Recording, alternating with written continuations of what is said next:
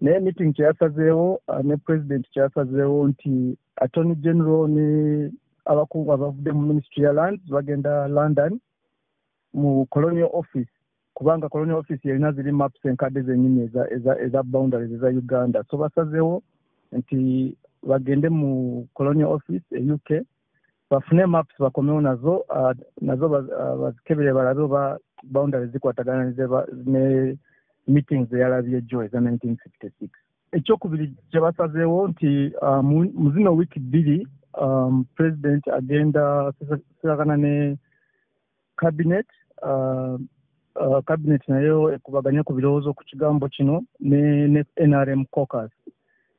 Ne basalawo nti we banadda mu wiiki bbiri nga ziyiseewo president nga amaze okugera ne cabinet ne caucus ne bali ba experts nga bavudde London ne maps meeting esalewo ekisembayo.